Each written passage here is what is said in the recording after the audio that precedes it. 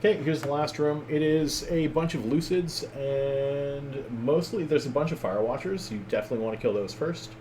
The Wardens we're less concerned about, and this one doesn't appear to have a Sentinel, which Sentinels are the cruiser Neuts, so you definitely want to kill those as well.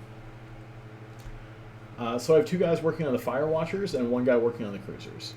Reason being, Fire Watchers Neuts and cruisers are damaged. So if you take out one of the big cruisers, that's essentially about half their damage gone because the little guys don't do as much damage. I popped the ADC there. I am considering overheating things if needed. I'm really kind of not hitting the spot where they're needed. It looks like my shield's going up more than it's going down.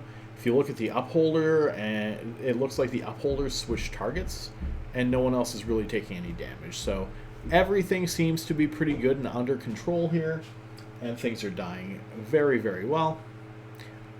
So it's just a matter of finishing up, getting control of the room, and we'll be in a good spot. It will not really be a problem at this point. So the Watchman's taking damage there. You can see him starting to go down. And we are, now that the DPS is largely dead, once that Watchman's gone, then this room is pretty well done. There's no Neuts left. There's no DPS left. It's free fire the rest of the frigates. Preservers are always a good target to hit first, which I always seem to forget to hit them first. But nothing's going to kill you at this point in here. It's an easy thing to tank, even with my terrible, terrible fits.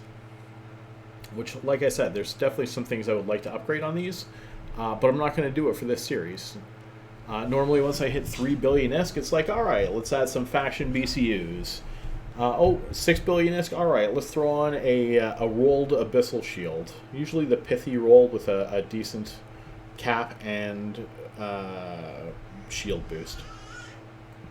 Although, even if it's a mediocre shield boost and a mediocre shield time, if it's got the bonus cap, it's still an excellent shield. It essentially turns into a more powerful Gisty, but you rep more than you would with a Gisty.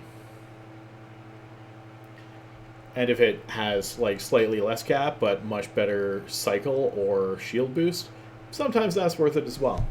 You have to remember, these are cap stable even if you take a negative capacitor, so it can largely handle it, and sometimes the extra reps are just absolutely beautiful to have.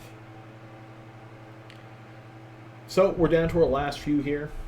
It wasn't too bad of a run. That was fairly easy. If you look, we still have, I think this one came to 16 and a half minutes for the final thing. Yeah, 3:38 left when I was getting out of here. I definitely peeked beforehand. And yeah, then we get out and we get the loot, and not too bad overall.